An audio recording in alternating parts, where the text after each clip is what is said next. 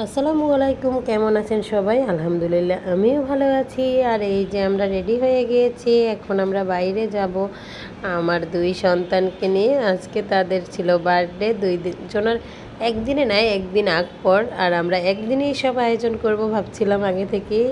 আর আমার বোনের অপেক্ষা করতেছিলাম যে ও আসবে, ও গ্রামে গিয়েছে কিন্তু ও আসে নাই। তারপরে চিন্তা করলাম না, ওরা যেহেতু আসে নাই, ওদেরকে আমরা বাইরে নিয়ে যাই খেতে আমার বাচ্চাদেরকে। আর এই যে আমার বাপজান তো খেতে পারবে না, কিন্তু ও বাইরে গেলে অনেক মজা পায়। এই যে আমরা চলে আসলাম খিলগাঁও একটা রেস্টুরেন্টে, তালতলা। এটা হচ্ছে খিলগাঁও তালতলা মার্কেটের কাছাকাছি জায়গায়। আর এই যে দেখেন আমার বাবাজানের দুষ্টামি। আর সে এখানে এসে টেবিলে উঠে অনেক দুষ্টামি করতেছিল।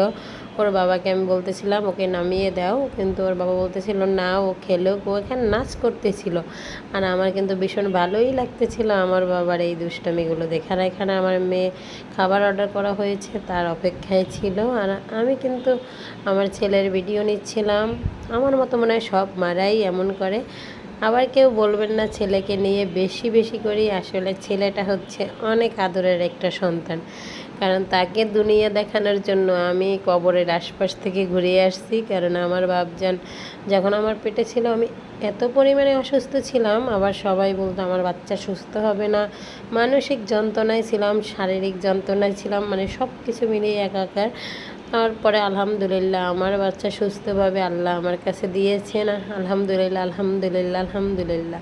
আল্লাহর কাছে আমি কোটি কোটি শুকরিয়া, আমাকে এত সুন্দর একটা বাচ্চা দিয়েছে। মাশাআল্লাহ বলবেন সবাই, কিন্তু আমার বাবাকে দেখে মাশাআল্লাহ বলতে ভুলবেন না। আর এখানে আমাদের খাবার দাবার চলে আসছে।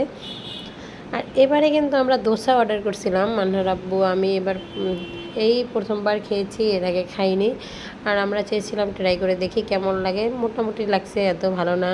আজকে আমরা যে কয়টা খাবার খাইছি একটাও অত ভালো হয়নি, আমরা বলতেছিলাম। আর এখানে আমার বাবা নাচ করছিল।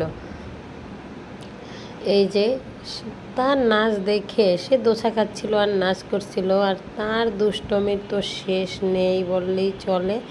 আর তার বাবা এখানে খাচ্ছিল আর তাকে একটু একটু চিড়ে চিড়ে দিচ্ছিল। সে মুখে নিয়ে এমন ভাব করতেছিল যেন সে অনেক খেতে পারে। আর এখানে আমার মেয়ে আবার বার্গার খাবে, তার জন্য বার্গার নেওয়া হয়েছিল। যদিও আয়োজনটা তাদের দুই ভাই বোনকে ঘিরে। তারপরে আমরা চলে গেলাম আপনের পাশে আইসপ্যান্ডায়। ওখানে আমি ভিডিও দেখছিলাম একটা খাবারের, ডাবের।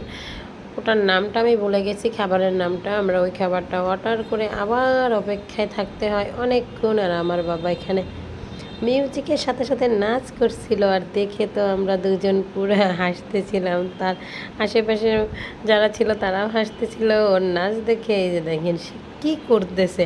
আমি মিউজিক সাউন্ডটা অফ করে দিয়েছি। আর এগুলো দেখলেই খুশি। ছেলে বড় হবে কি করবে না করবে আমার জন্য এগুলোর আশা আমি কোনো দিনই করি না। ওরা মানুষের মতো মানুষ হোক, বড় হোক, এতটুকুই আল্লাহর কাছে চাওয়া। আমাকে খাওয়াবে না খাওয়াবে এটা নিয়ে আমার কোনো মাথায় ব্যথা নেই। ওরা বড় হোক, ওরা মানুষের মতো মানুষ হোক, এটাই চাওয়া। আর এই যে ছেলের এই দুষ্টমিগুলো, এগুলো কোথায় পেতাম যদি ছেলেটা না থাকতো।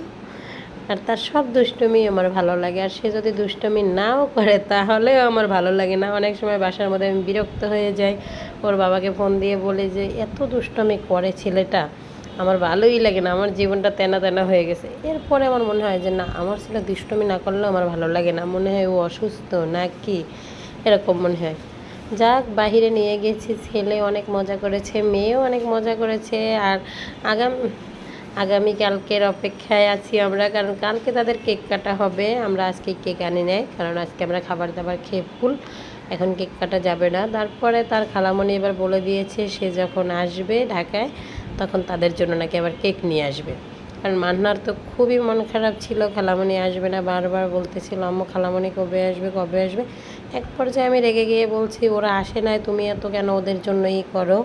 আর মান্নাও জানে তার খালামণি তাকে অনেক ভালোবাসে, কারণ খালামণির ভালোবাসায় কোনো ভেজাল নাই, নির্ভেজাল ভালোবাসা। আর বাসায় আসতে আসতে আমার ছোটো ভাই ফোন দিয়ে আমাকে বলল আপু ওদের জন্য কিছু টাকা পাঠাই, ওদের জন্য কিছু কিনে দাও। আগেই প্ল্যান ছিল আমার বাপজানের জন্য কিছু গাড়ি অর্ডার করব চায়না থেকে। একজনের মাধ্যমে আমি চায়না থেকে কিছু গাড়ি অর্ডার করিয়েছি আমার বাবার জন্য। আর ওগুলো আসবে আরও 20-25 দিন পর, যে এই জন্য আমি ওদের গিফটগুলো দেখাতে পারছি না। আর অবশেষে আমাদের খাবার চলে আসলো। খাবারটা মোটেও আমার ভালো লাগে নাই, শুধু দেখার সুন্দর, কিনলাম, টাকাটা নষ্ট হলো। এইরকমের লোভ করে গিয়েছিলাম, কিন্তু খাবার এত মজা হয়নি।